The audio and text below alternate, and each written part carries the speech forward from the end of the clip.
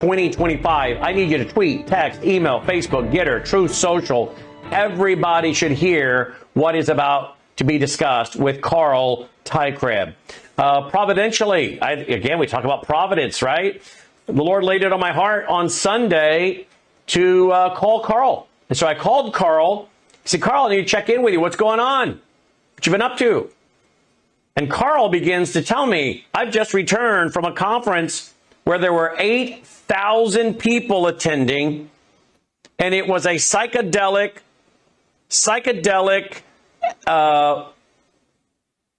conference on the new religion with psychedelics. That's the word we should have used, logo, was psychedelics, not psychotropics. Anyway, psychedelics. Psychedelics and a new religion. It was called Psychedelic Science 2025. Okay? And we actually have a lot of Substacks on this, carltykreb.substack.com, and he's got a lot of pictures. Now, he went to this, and it was held in all places, Rocky Mountain High, Denver, Colorado. Some of you got that. Some of you got that, right? That was pretty quick, House. That's what they were doing there, discussing psychedelic science and a new religion. It was basically, he said, engaging the literature of Burning Man and other venues into one conference. And it was hosted by a group called Multidisciplinary Association for Psychedelic Studies. They say, big deal, Brandon, bunch of potheads, whatever. No, sorry. That's what I thought too. Like, well, okay, so right, great. They can get 8,000 people to want to talk about, what, altered states of consciousness with mushrooms or something? But it turns out he started telling me who was in attendance. Folks, apparently there were elected officials there. Formally elected officials, nationally known individuals, even people on the so-called right. And apparently there were a lot of religious leaders there as well. And as he explained it to me, I realized this is not just some fringe 60s rehash of the dawning of the age of Aquarius. Remember that musical Hair? This is a gaining momentum, and they're now openly in public telling you we're going to create a new religion based on psychedelics. Now you say, why has this got you saying it's one of the most important stories you've heard in the last 12 months? Because of who was there, the people that were there. And because the Bible tells us, as we've been studying through Revelation chapter 17, concluded that Sunday night, now going into Revelation 18, Babylon, we see in Revelation 17 this woman, Babylon, and the text tells us several times, that city, it's Babylon. We're told that city you saw is Babylon in Revelation 18, I think verse 2. The woman, Babylon, is riding the beast, that's Antichrist and his 10 world assistants. And she has in her hand a golden cup, a golden chalice. And I remember reading to you about Donald Barnhouse saying that in the Babylonian era, it was not uncommon to put together some kind of concoction that people would drink as part of their initiation into occultic activity, to have an altered state of consciousness and be ready to receive the rites and rituals of this occultic practice. This mixture in the golden chalice. And the world is drunk. And the leaders of the world are drunk with this religious system. And as Carl was talking, I said, how interesting that right now I'm in Revelation chapter 17 studying about this religious system that we know is going to involve some kind of altered state of consciousness concoction, which really fits with pharmakia, pharmacy, witchcraft. And what's going on in Babylon? Chapter 18 says it is filled with demons. It is filled with every unclean spirit. It's demonic. And he says, Brandon, major people are at this event. This is not just some group of Burning Man weirdos in the desert. This is going mainstream, corporate, religious, political, economic. He joins us now. I hope by now you've gone out there and you've put into Twitter, tweet, text, email, Facebook, Getter, Truth Social, whatever you got. Because this is going to build some very serious puzzle pieces for us as we connect it all together. He joins me now, carltycrib.substack.com. Carl, welcome back to the broadcast. Thank you for being with us on these 74 Christian stations of VCY America, WROS out of Jacksonville, Florida, and Worldview Tube. Hey, Brandon, it's good to have this conversation. It's really important. Thank you for having this. Yeah, it's one of the most important topics I think we'll have discussed in the last 12 months for the reasons I've given. What do you make of my opening monologue? Do you agree when I say that this is a big deal, one of the biggest stories in the last 12 months, because it is setting the stage for this spirituality that's going to, I think, play a major role in fulfilling what we see coming from Revelation 17? Yes. In fact, I would say you maybe even understated it. This is very important. And this is something that the Christian community, for the most part, has missed without realizing that the spiritual dynamic that we see in the Western world, this changeover that we already started to encounter in the 1960s, is completely connected into the concept of psychedelic spirituality, and that there has been a renaissance, and that's their language, a renaissance within the psychedelic community.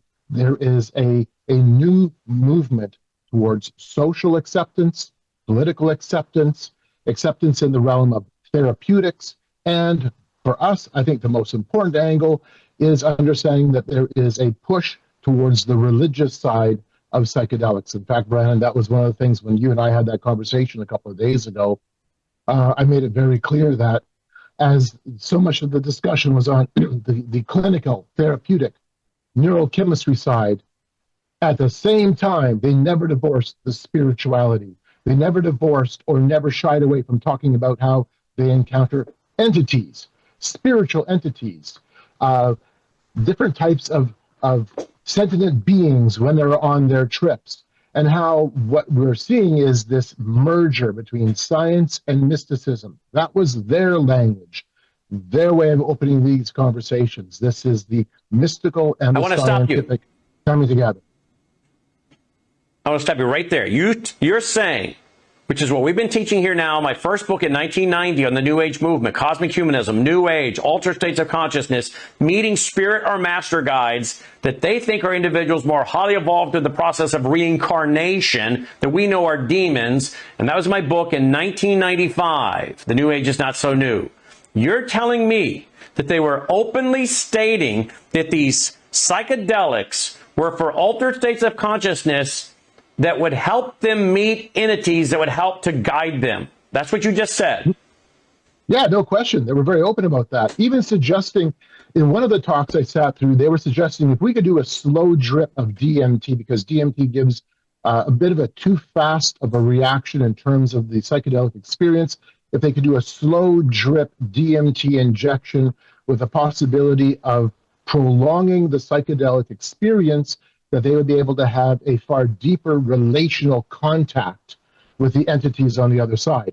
They're not hiding this, Brandon, and they never have hid this. What's fascinating about the New Age movement, and I'm glad you brought up your earlier book on the subject, what's fascinating about it is the New Age movement, in many respects, spins out of the 1960s with those exact same experiences at a spiritual psychedelic level. We're just seeing a repeat of this, except now it's far more professional, far more funded, far more influential. Now, for those who think that this is not a big deal, okay, I want you to tell our audience who, well, you know, here we go. I'm going to go right to the website because I can tell you there. I want you to look at this right here. This is not us making anything up. You can go to ps2525.live. Logan, I want you to go to this website where this Rick Perry is speaking, and I want you to download this in case it goes missing. ps2025.live. Thank you for being part of the Psychedelic Science 2025, the integration. We're gratefully joined. You joined us for the June 16th to 20th online gathering. Over the next few days, we'll begin rolling out the first wave of media, blah, blah, blah. Okay. Now, who is speaking at this?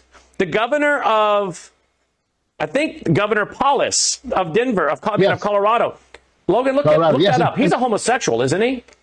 In fact, Brandon, I was at his talk, and while he was giving his keynote address, Governor Paulus was pardoning everybody in the Colorado penal system who had been arrested for possession of psychedelics, specifically psilocybin mushrooms. So at that event, he laid out his public pardon for those who had been arrested for possession. And then you've got Governor Rick Perry speaks on the healing power of psychedelics for veterans. All right. Now, when he told me that, I wasn't shocked because I've been warning you guys for how many years about Rick Perry. I don't think Rick Perry's elevator, in my opinion, goes all the way to the top. And you don't have to hear Rick Perry talk very long to realize this guy is no rocket scientist, in my opinion. But I said to Carl Tykrebs, this is the same Rick Perry that the American Family Association in 2011 and American Family Radio Network, their leaders didn't want to listen to me. Now, remember, I was working with them for about 15 years. And I said, I'm sorry, this relationship is going to end if you continue to push forward being a part of this prayer rally in Texas. I think they rented Reliance Stadium.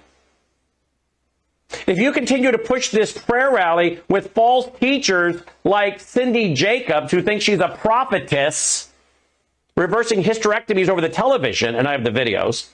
If you're going to work with the New Apostolic Reformation people for a prayer rally, thinking you're going to get God to bless you, you're not.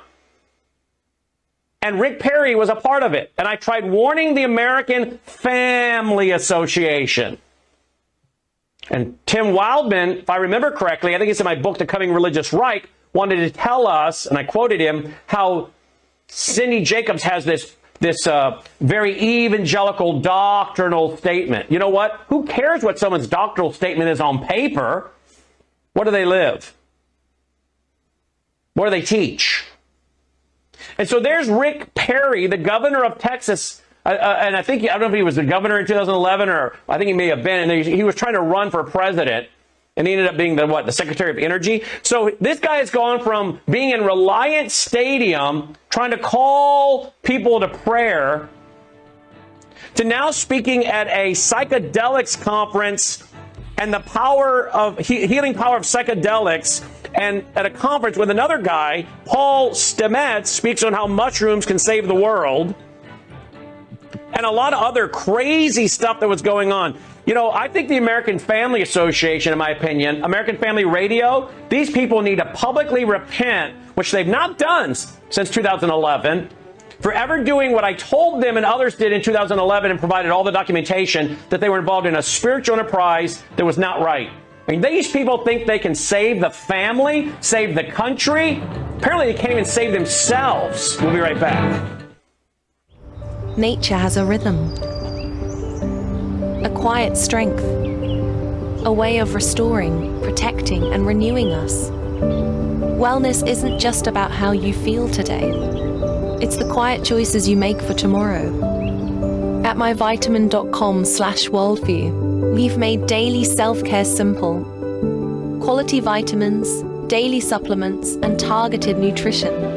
myvitamin.com/worldview makes it easy.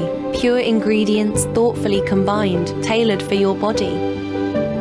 Formulated by a doctor who has over 25 years of medical practice experience and is a certified functional medicine provider. Visit myvitamin.com/worldview today and take the next step towards strength, balance, and resilience. Discover the wide range of med packs made for you and your loved ones. What you nurture today becomes the strength you walk in tomorrow.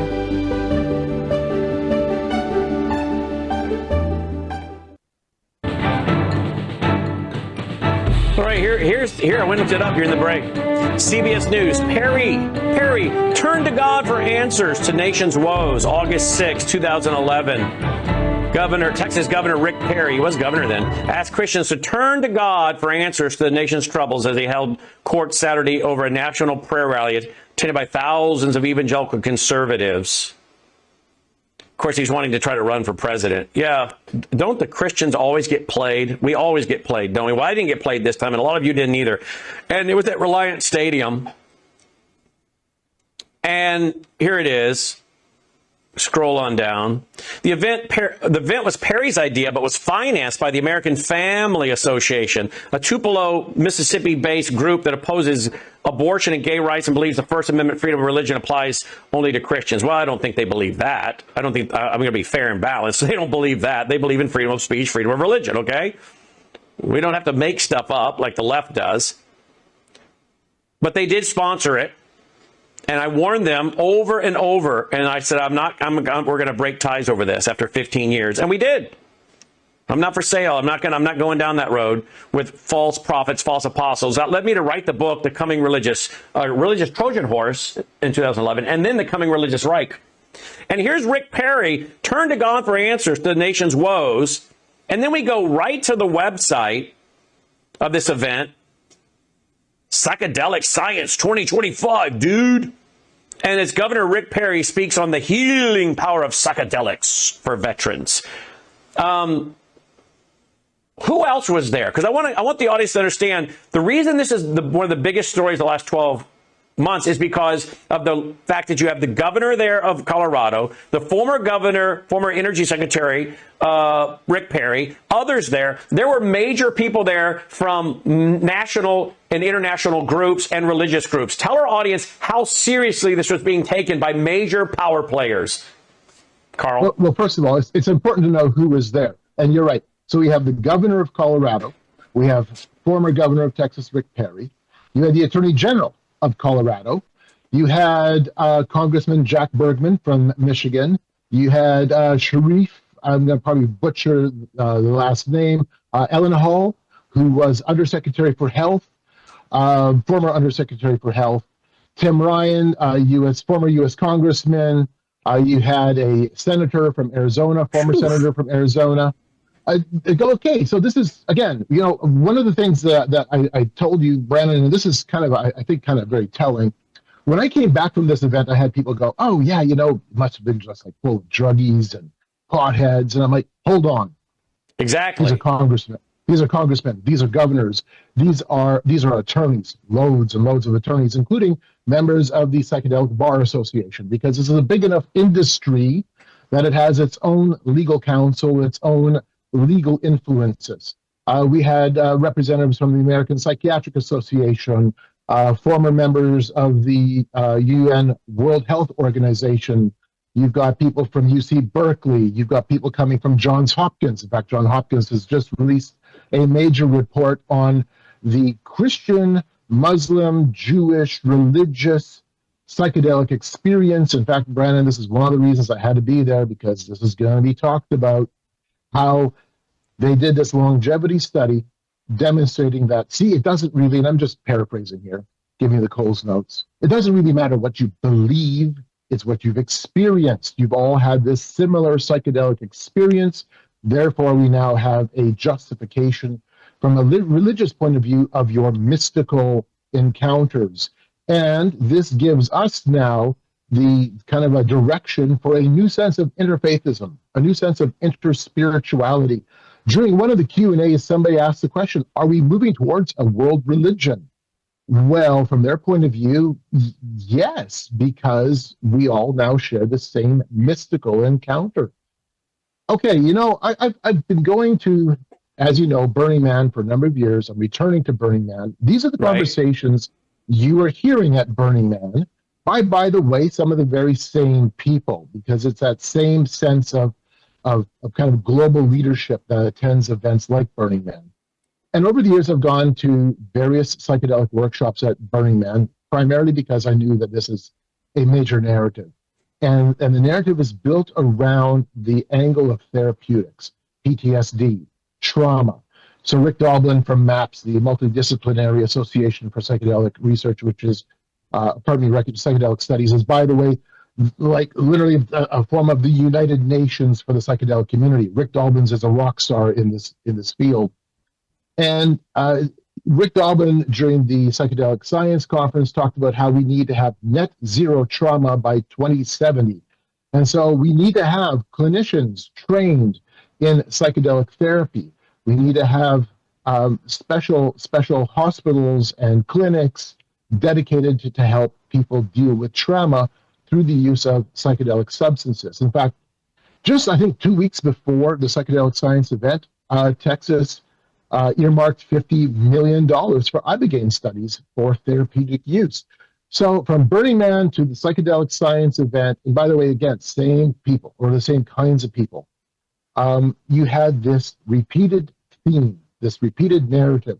We're doing this because we have a global mental health crisis.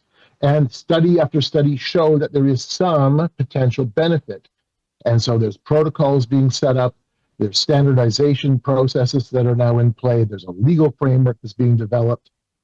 Nevertheless, they never, ever divorce the spiritual side because they can't. It is absolutely intertwined. And that was recognized throughout the event. And so I heard it at least once that the therapeutic side acts as, in a sense, as a Trojan horse to allow us to now integrate psychedelic spirituality into the conversation.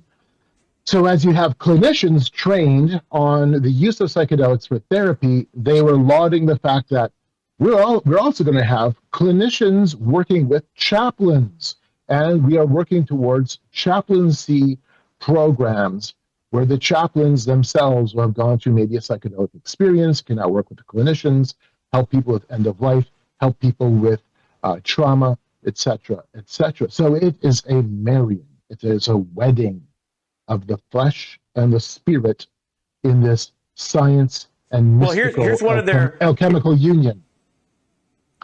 Here's one of their headlines right here. I don't know how you say this. The workshop on June 17th. How do you say this? Psilocybin? Psilocybin.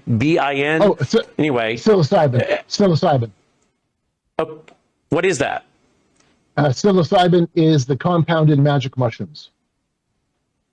Okay, magic mushrooms. Okay, the workshop, using those mushrooms and what's in that as a tool in personal and spiritual development.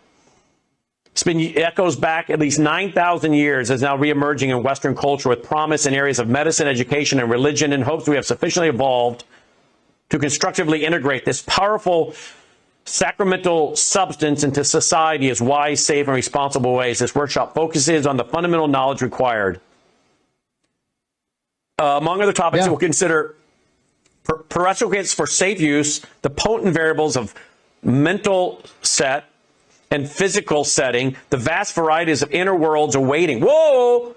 The vast varieties of inner worlds awaiting exploration, and the challenges of integrating new insights and perspectives into everyday living. And this was what, again, Rick Perry was speaking at.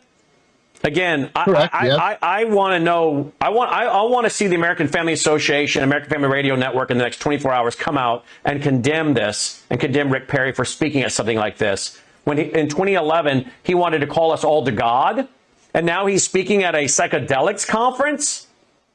Come on. Good luck saving the family and the country if we can't. Well, I'll tell you what, 2 Corinthians 6:14 through 17, the Lord says, do not what fellowship does righteousness have with unrighteousness? Light with darkness, the things of God with the things of Baal, Satan, right? Nothing. They don't. You don't mix the holy with the profane, right? That doesn't mean we're all perfect. Brandon House isn't perfect. I'm not perfect. Nobody's perfect. But we don't deliberately mix the things of God with the things of Satan. We don't do that, right? We don't endeavor to do that. We don't seek to do that. Okay? Do we all feed a clay? Yep. Do we need to practice Romans 6? What shall we say then? Shall we continue in sin that grace may abound? God forbid. How shall we that are dead to sin live any longer therein? Right. No one's saying we're perfect. Okay? But what we're saying is we don't go around as people that are sanctified, are justified, immediately saved through faith in Christ, and then seeking sanctification, ongoing faithfulness and obedience. We're not perfect. We're continuing on the sanctification process, right? Growing, washing of the water in the Word, the Holy Spirit in the Word as we study the Bible, right? We're looking for glorification. Then we won't have that sin nature anymore to have to fight, right? Well, even though we're not perfect and we struggle with sin and in the flesh, right? The battle of the new mind and the flesh, we know better than to deliberately mix the things of Satan with the things of God, like, quote, Christian yoga or Ouija boards and occultic practices, and try to somehow bring them into Christianity, right? We don't do that. So, now that we understand, no one's saying that we're perfect, we've arrived, no. But we do know enough to not mix the things of Satan with the things of God. And you know what it says in 2 Corinthians 6, 14 through 17? If you don't do these things, okay, I will bless you. You know what the original wording is in the original language? It says I will welcome you. It means I will bless you. I will welcome you. I will bless you. What's the opposite of a blessing, folks? It's a curse. Now, if we want to see God help restore our families and our culture and our country and our nation, then we need to do what God's pattern is, which is you don't mix the profane with the holy. And you don't mix false teaching and false teachers and that what is a demonic spirit. And you don't mix Christianity or so-called Christians calling you to God in 2011, now speaking at a psychedelic conference where they're calling for using these for spiritual development and exploring the inner worlds that are awaiting. So I want to know if the American Family Association, American Family Radio is going to call out in a press release, as they're so quick to do when it comes to other groups, Walmart, Toyota, whoever it is they may have called over the years. Are they going to call out Rick Perry now? Well, look at that. They're openly admitting, and that's just one workshop, Carl, one workshop, entering to the vast varieties of inner worlds awaiting exploration. How do you define those inner worlds awaiting exploration? How do you define that, Carl? Oh, well, they are definitely entering into a spiritual realm, and they don't hide that. They understand that completely, that this is a spiritual dimension. I'm just going to throw up a couple of books onto the screen. These are books I picked up. I've got a fairly extensive library on the psychedelic movement because, well, I have to as a Christian researcher on global trends. LSD, Spirituality, and the Creative Process. These are just books I picked up there, just so you know that this is their own language, okay? This is their own framework. DMT dialogues, Encounters with the Spirit Molecule. I have the part 2 to this, which is on entity encounters. Ethnogens and the Future of Religion. Ethnogens is just their fancy way of saying sacred psychedelics. Psychedelic Mystery Traditions. Spirit Plants. Magical Practices. Ecstatic States. This is accepted literature within their own community because they talk about it like this. They don't hide this at all. You know, for us in the Christian fold, we have, for the most part, ignored this movement, and I get it because there's caricatures around it, there's stereotypes around it, but we have ignored it to our peril. And in so doing, we all of a sudden are now finding ourselves face to face with this on podcasts, with culture, with children. Hold right there. Yeah. Hold right there. Because it's coming. You're right. It's coming. Here's another one. Cannabis and spiritual sacraments. Oh boy. We'll be right back with Carl Teichribb. Hello, I'm Brandon House. I want to thank you for all your support at wvwfoundation.com that helps make possible pushing out 24/7 content for free. Without your support, we'd have to put it all behind a paywall. But thanks to you and your support through our foundation, we're able to push it out for free as a broadcast service and broadcast ministry of WVW Foundation. Please consider going there and setting up an automatic monthly contribution, or go there and make an occasional contribution. If you prefer to support us through the mail, you'll find our mailing address there at wvwfoundation.com. You can also call and make your contribution over the phone by calling 901-825-0652. That's 901-825-0652. Again, all these details are available at wvwfoundation.com. Thank you for your support as we try to help people around the world understand the times through the lens of a Christian worldview.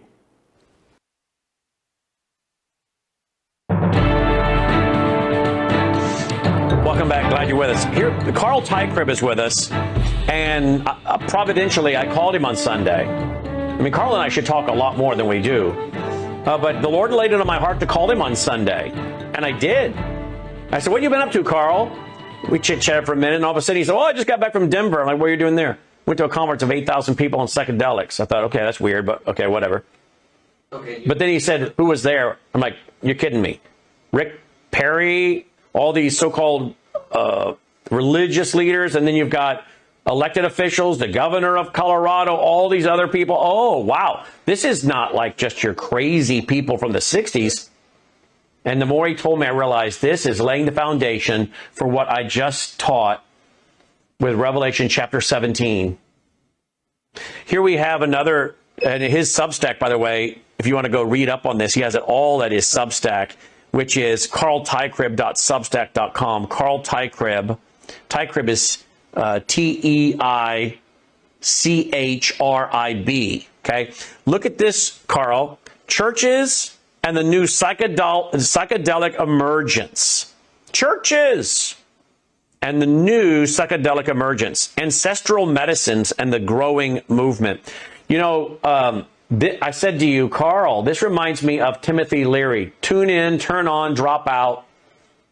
He was having a conversation that I quote in so many of my books and presentations over the years, flashbacks with Aldous Huxley, and he talked about the drugs will open up people to many realities, pluralism, many roads to God. And he said the one thing we'd run up against was Christians and the Bible. It's an obstacle that we've been running into, the Christians and the Bible. And yet you told me that basically Timothy Leary's protege, a global rock star in this movement, if you will, was there speaking. Is that true? Did I understand you correctly? And what's his name? Oh, yes. No, it's Rick Doblin. Rick Doblin was basically handed the baton by Timothy Leary, Terence McKenna, and others, but Timothy Leary specifically. In fact, Doblin made that point very clear. I've been to a number of workshops by Doblin at Burning Man, and I've watched him interact with the people. He's really, in terms of just his personality, his public persona, he really is a very kind of a down-to-earth kind of fellow, and yet at the same time, he is absolutely convinced that psychedelics are the answer to the world's problems. And so Rick Doblin is the head of MAPS, the Multidisciplinary Association for Psychedelic Studies, and he is, you could call him the Secretary General of the psychedelic movement. In fact, Psychedelic Science 2025 was hosted by MAPS. This was a MAPS event. And I don't know what the dollar figure was for this event, but it had to be running into the millions. It was massive. This is the convention center downtown Denver. This is 8,000 people. Now, this is smaller than the Psychedelic Science event they had in 2023. 2023, they had over 12,000 participants. And of course, in 2023, there was an excitement because MAPS had successfully been lobbying the U.S. Food and Drug Administration, and they were looking forward to a favorable response to the use of MDMA as a therapeutic. And then the U.S. Food and Drug Administration said, to their surprise, no, we're not doing this. You haven't gone far enough in terms of your studies. You haven't gone far enough in terms of proving the efficiency or the effectiveness of this. And so it was acknowledged in Denver this June that, hey, we kind of flopped on that one. But nevertheless, there was a lot of anticipation, a lot of hope that they were going to move forward with this. And of course, they had just come back. Rick Doblin had just come back, I believe, 2 or 3 weeks before that from a conference with European Union leaders, and including representative from NATO on how to integrate psychedelics into the EU and bring about psychedelic therapy for NATO troops, possibly. Whoa! NATO is getting involved in psychedelics. How about the United Nations? They're in it as well, right? Well, the United Nations. So I was at a workshop on trying to restructure the United Nations international framework that they have on banned substances. It goes back to 1971, and how difficult it's going to be to rework the wording. But they did recognize that, look, if we can do it nation by nation by nation, eventually at some point we're going to see a change at the United Nations level to reschedule the drugs. Because the idea or the concept of scheduling narcotics, scheduling those substances, goes back to the United Nations back to their work in the early 1970s. And so they're looking to try to unravel that somehow, because it's written within our code. It's written within our domestic and our international, legal structures, so to speak. So this is the level of conversation, Brandon. This is, again, I have to really hit this hard. This is not a fly-by-night fringe topic. Listen, when Joe Rogan talks about it, when you see it being discussed within Silicon Valley as your leading tech companies are talking about microdosing and the importance of psychedelics for their creative processes, this is then, okay, heads up. There's changes in the works. Here's another headline: psychedelic cults and outlaw churches. Psychedelic cults and outlaw churches, LSD, cannabis, and spiritual sacraments. Okay, and then there's another one. I read that a while ago. Here's another one: churches and the new psychedelic emergence. Churches and the new psychedelic emergence. Ancestral medicines and the growing movement. Yeah, I was at that Tell me workshop. about it. Okay, so that workshop had an attorney working with Native American churches. There's a number of churches, emerging churches, and some that have been established, trying to get approval at the federal level so that they can use their sacraments, whether it's psilocybin or peyote or mescaline or potentially DMT or other substances, to be able to have a spiritual experience. And so you had an attorney helping churches along that road. We had a Native American leader talking about how they use the framework of nonprofit church organizations so that they can now introduce their sacraments. And then we also had a spiritual leader from from Brazil talking about how they use DMT in their services. So that was one of the ones I attended. I'll give you a couple other ones I attended that fit in the same framework. And by the way, I've got 30 pages of notes. I couldn't cover everything, not even remotely close. I would have needed a team of 40, 50 people there to cover everything. One of the other workshops I attended was New Research on Muslim, Jewish, and Christian Psychedelic America. Another one, New Initiatives in Muslim, Jewish, and Christian Psychedelic Communities. Whoa, wait a minute. Wait a minute. They're going to get the Jews, the Christians, and the Muslims together around psychedelics? Yeah, it's already happening. At least at the research angle. In fact, that workshop had Jew, Christian, Muslims talking about the research that they've been doing and how that there is a hesitancy, especially in the Islamic community, to use psychedelics, but that there is a burgeoning psychedelic community that's already starting to take shape. First of all, with Western Muslims, but potentially having maybe a spillover effect beyond that. And it was also recognized that in the Jewish community, proportionally more Jews, secular Jews, use psychedelics than probably any other ethnic group in America. That was also talked about. So that was quite interesting. So this is, again... You know what this reminds me again? I'm going to go back to Revelation. Revelation 17, verse 1. John sees the great harlot sitting on many waters. The harlot sitting on many waters. Okay? That's the false dominant global church. Many waters. The text tells you, a few verses over, the waters, that's the people, tongues, nations of the world. Okay? The text describes what the waters in 17:1 means, just a few verses later. That woman that you saw that sits on many waters, the waters being the people, the tongues, the nations, right? And then the scene change, and I was carried away, John says, in the spirit into the wilderness, where I saw a woman sitting on a scarlet beast, the woman being Babylon, the text tells us in 17 and 18, chapter 18 of Revelation. So there's two scenes. One is a harlot sitting on many waters, that's the false church. The other, as the scene changes and he's taken and sees the woman, not the harlot, but the woman sitting on the scarlet beast, is Babylon in the world Antichrist system and his 10 world assistants, who eventually, around verse 15, 16 of Revelation 17, destroy the one world religious system, and Antichrist sets himself up as the new world religion to be worshipped. But to get there, you have to have a one world church, right? And Antichrist is going to use spiritualism and spiritual talk. And he supposedly brings peace. Peace. We know from the opening of the seal. But it's a false peace because of the next seal, you got war. Isn't this interesting? A false, dominant global church, which is why I wrote the book, Religious Trojan Horse, in 2011, the coming religious Reich in 2016. You now see drugs are going to be involved. But the foundation, Carl, has already been laid with contemplative prayer. How many of our so-called mainstream evangelical churches have done contemplative prayer, right? They have talked about Richard Foster, who wrote his book, and they've changed it, but you go back to the original, laying in the grass and his body ascends out of his soul, right? Richard Foster. It's all in my books, documented, footnoted, directly quoted word for word, Richard Foster. Contemplative prayer. Lectio Divina, whatever you want to call it, right?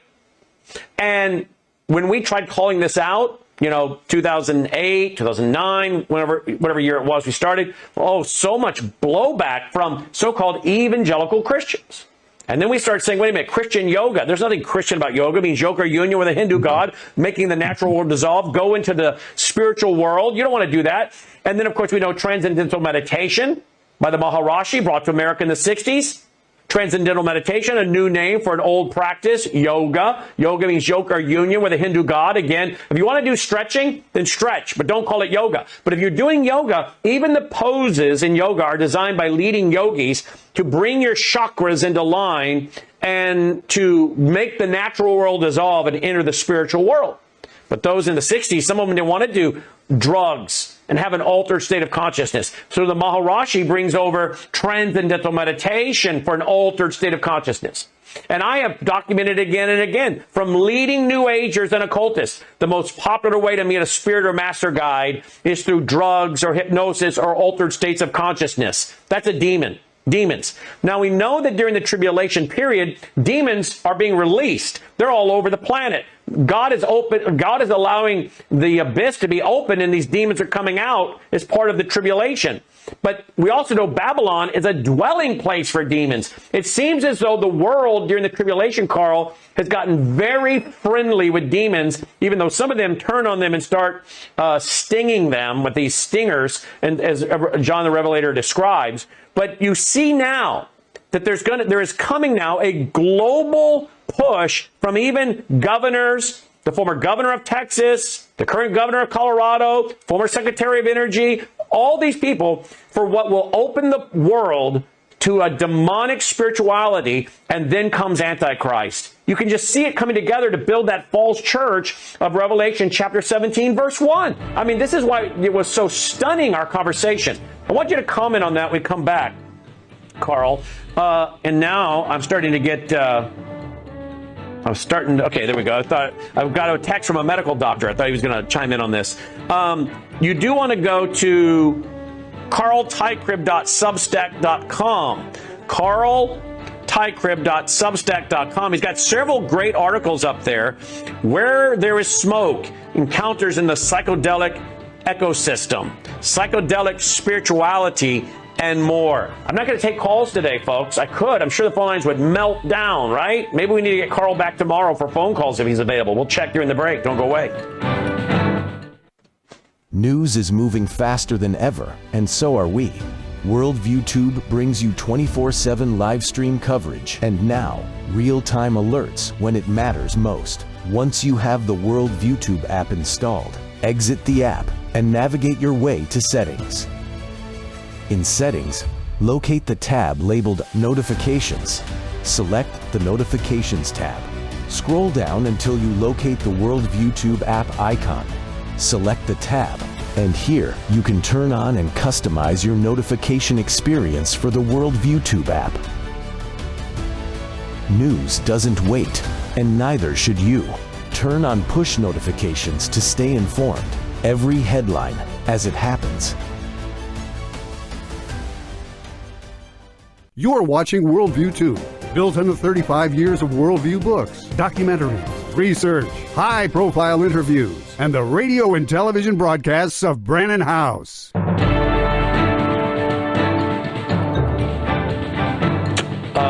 All right, I don't want to get too graphic here, folks, because I always like to keep it so moms can keep the radio on with their kids. But there was one called Let's Talk About Sex and Psychedelics.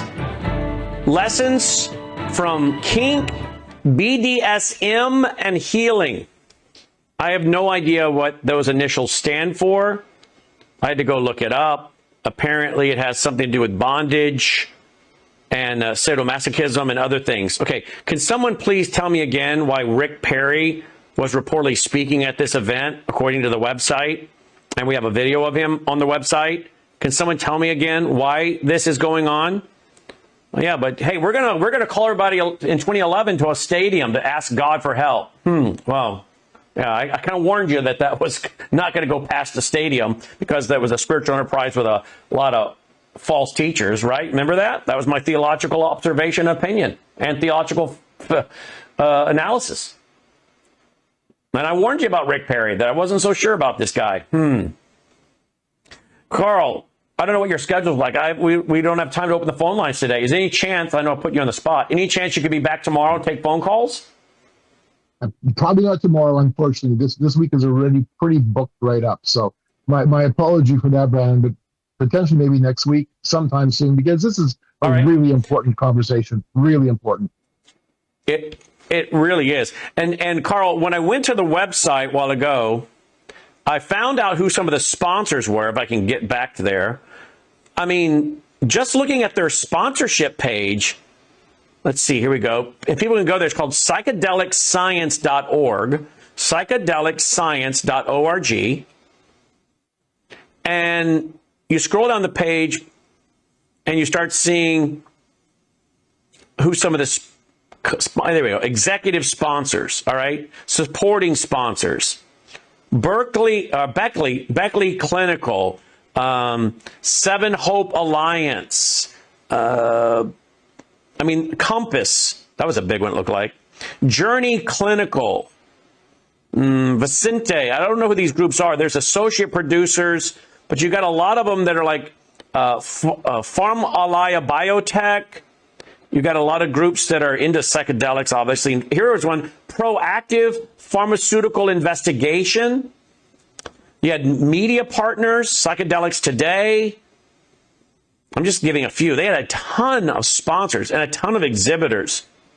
Over 180 exhibitors. Law firms? Huge exhibition hall. Huge. Psychedelic Pharmacists Association. So before the break, I talked about the pushback we got in the early 2000s talking about the emergent church, Christian yoga, so-called. Contemplative prayer. And we said, look, folks, this is what they're doing. The other way you can do it is through drugs, or you could do it through these things. Now we see the drugs, the psychedelics, whatever, coming in. And Carl, I can tell you right now, mainstream so-called evangelical churches will start to embrace this. True or false? I mean, they've already had the platform laid for them when they accept transcendental meditation and Christian yoga and all of this thing. Don't you think that particularly those of us that are my age and older are going to be going, I cannot believe these churches of this denomination, of this branch are doing this. But they will be doing this, won't they? They're going to go into this. No, I firmly believe that's going to happen. And there's a couple of reasons why. So number one, back in 2023, I was at the World Parliament of Religions, and we had a special workshop on psychedelics with Richard Rohr and members of the Johns Hopkins study on religious attitudes. And there we were given the institutional justification for taking the Christian community down the road of psychedelics, specifically through potentially seminary programs and chaplaincy programs. And then after that, I went to Burning Man 2 weeks later, and I sat at a progressive Christian camp where they did a special workshop on Jesus and psychedelics. And there I heard it from, I believe there was a Baptist minister, we had some Methodists, Episcopalians, and other non-denominationals talking about how now psychedelics allows them to feel agape love, feel Jesus, have a new vision or a new lens by which they can now interpret Scripture. And so on the one hand, at the Parliament of World Religions, I heard it institutionalized, and then at Burning Man, I heard it being justified. at an individual level. Now, I've been studying this a long time before I started talking about it. In fact, in my book, Game of Gods, I have quite a bit written about psychedelics and how it has been a major engine to drive cultural change. I also teach at a small Christian college in Southwest Saskatchewan. And it's interesting, before COVID, I would bring up in my lectures the role of psychedelics in the cultural shift that the West has experienced.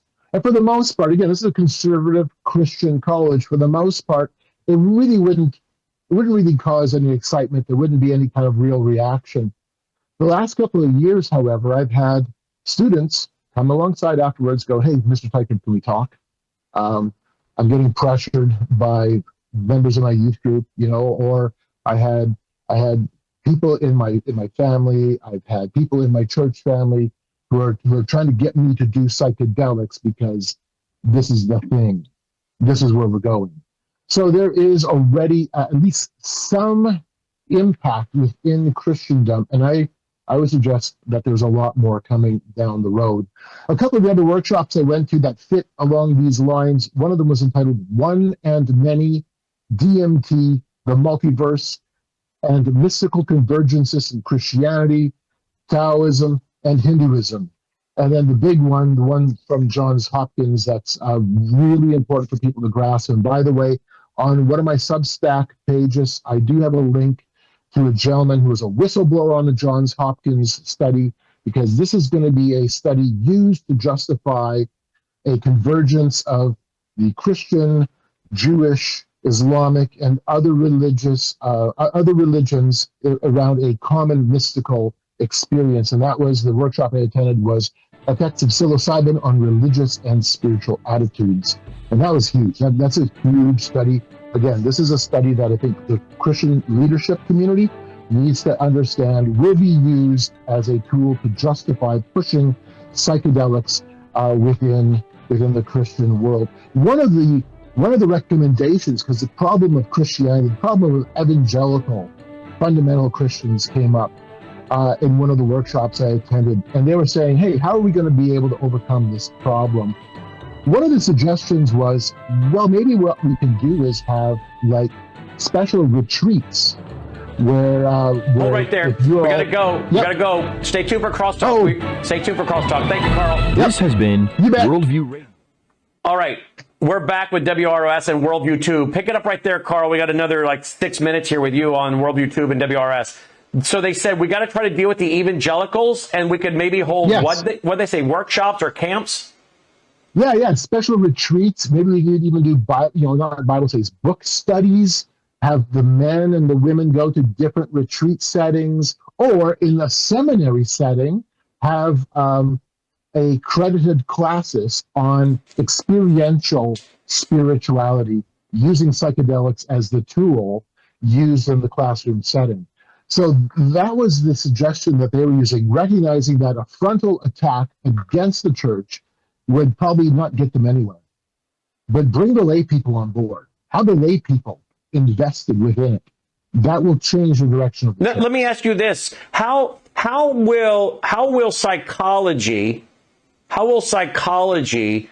and the bringing of secular psychology into the church in America the last 30, 40 years, how will that lay the foundation for the acceptance for psychedelics? Or do you see any connection? Oh, yeah. Well, we had the head of the American Psychiatric Association at this event. And we had a lot of people involved in the psychiatric community. It's absolutely understood that the psychiatric world will, because you're looking at human potential, you're looking at self-development within the psychiatric world. Well, that's what psychedelics is offering. That's what psychedelics is promising. This is a tool to be used for mental healing. And so the psychiatric community is very interested in the role of psychedelics. And then, of course, that's going to have some inroad within the church itself, because the church community is full of folks rushing off to secular psychiatric clinicians, going to, looking for counsel, psychiatric help from outside of the church body. So at some point, there's going to be an intersection. There has to be. And I think that's well understood by those involved in the psychedelic community, that this is a way of bringing the lay people on board. Now, isn't it interesting? Are they mostly talking about, I guess I did see one headline about LSD, but are they mostly talking about mushrooms, or are they also getting into anything dealing with marijuana, LSD, or is it just mainly focusing on mushrooms? No, there's a gamut. There's a wide range. Mushrooms, psychedelic mushrooms, psilocybin definitely is front and center in many respects. But they had workshops and sessions on LSD, lots of talk about LSD, lots and lots of talk on DMT, because DMT is the spirit molecule. It's the compound that allows you to have a direct experience with spiritual entities in a far more,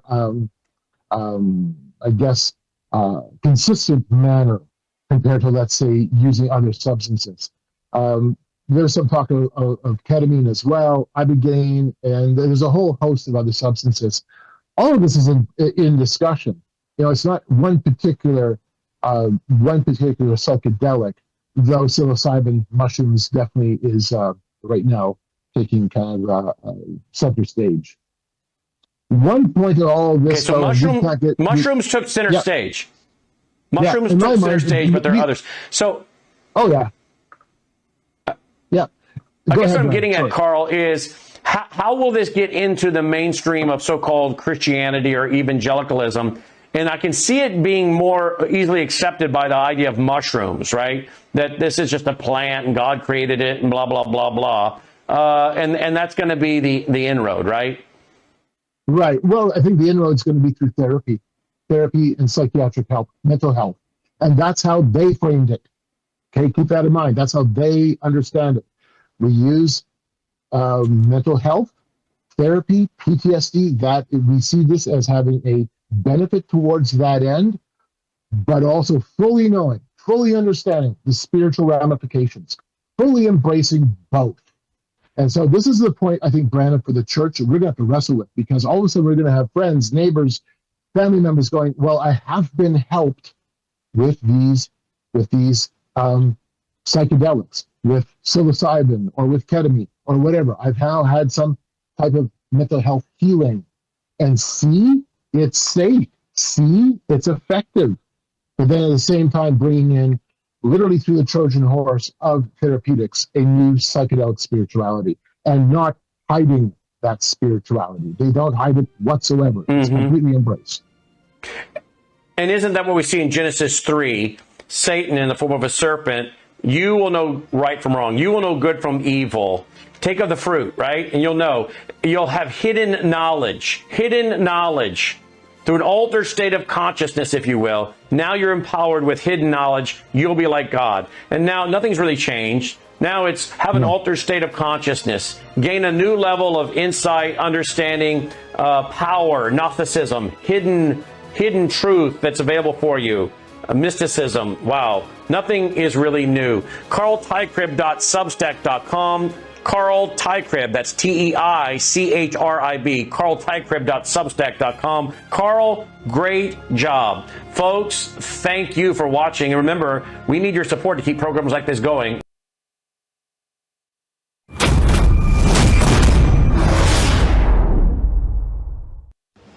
Colonel Rob Maness has a lifelong record of providing dedicated service to this nation. Having worked his way up from the enlisted ranks to full colonel, he served our country for more than 32 years.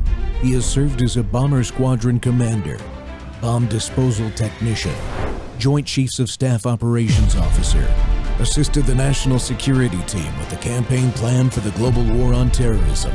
He authored the first theater nuclear war plan, and served as the Vice Commander of America's largest airborne intelligence wing. Colonel Rob Maness is a true American hero.